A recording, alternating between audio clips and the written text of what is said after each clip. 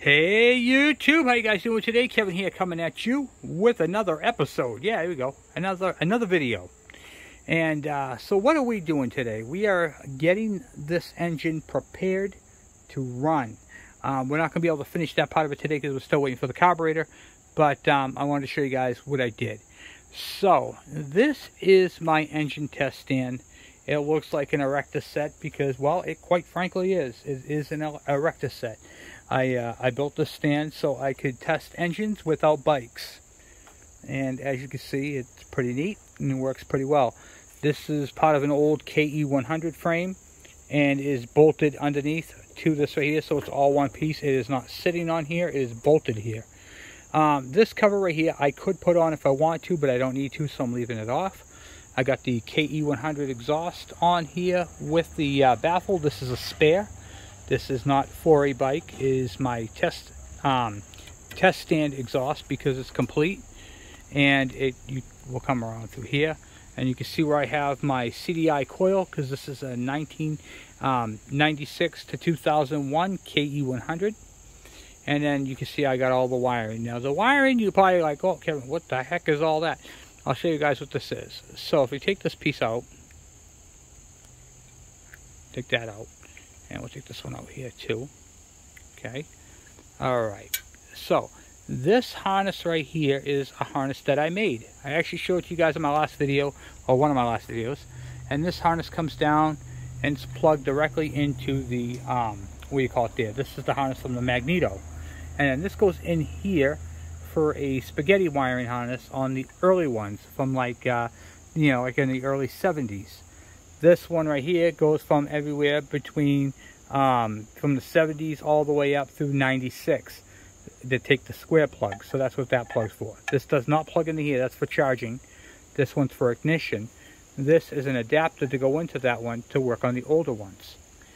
So I know it's kind of confusing, but so that is a jumper wire that allows me to start any bike, any KE, KD, KM, Trail Boss 100, KV 100s, KV 75s, MT1s. I can do all that and bypass everything.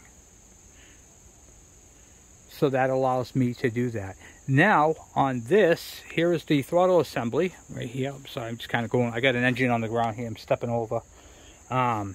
This one has the kill switch, the on and off. So, and nothing's cut on it. It's got the factory pigtail. Comes right out of the bottom. Comes right up to here, goes all the way up through, comes off to this side. And what I do with this wire right here is I plug this. I can shrink you guys down over here. I plug this one, where's it, right here, into the older style coil. And then this one right here goes, this is just a spare, so it goes in the spare slot. And it looks like that. So both wires, that's my spare, that's the kill wire, and it all works together. So it's pretty neat. So that allows me to, in case of I have to shut this engine off, I just simply turn it off like you would a regular motorcycle. Nothing crazy, nothing over the top. This is a basic engine stand. On the back side here, this is my 2-stroke oil reservoir. And that right there will allow me to run the pump, which I will be doing. I'll be running the oil injection pump on this engine. Any bike that I start that has an oil injection system, this right here, he plugged it for shipping, but I'm going to unplug it and run it because everything on this bike motor has to run as it would be in the bike. This right here allows me to properly tune the bike and properly get the engine to run exactly the way I want to and see what's going on with it. Now this bike right here has a bad, like I said, bad seals and bad crank bearings.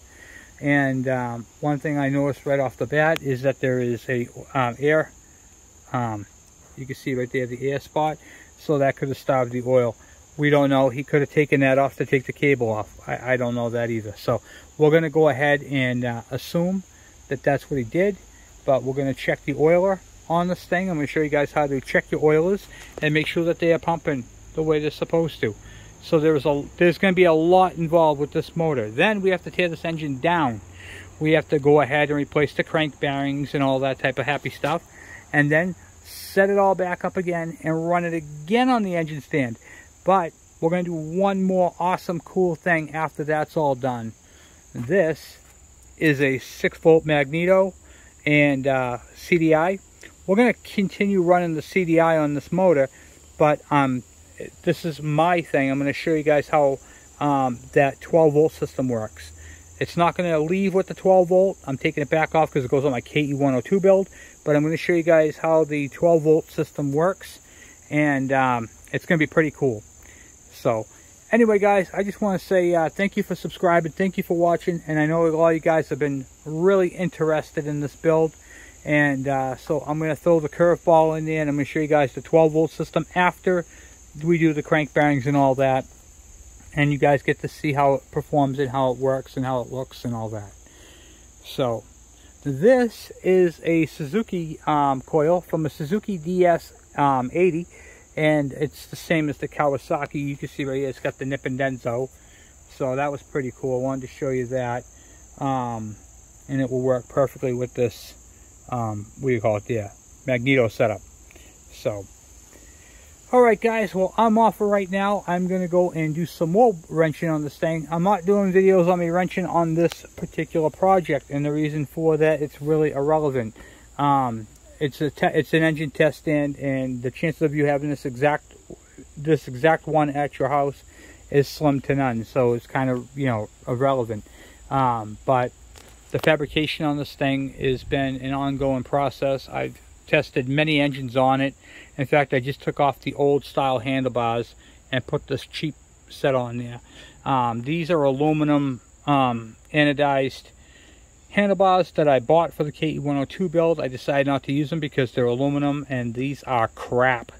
Do not buy these, guys. I was checking them out, and they are just, yeah, no, they're no good. They're no good, so don't buy them. Anyway, guys, I'm off for right now. I'll talk to you guys in a little bit. Thank you once again for subscribing, and I'll talk to you guys later.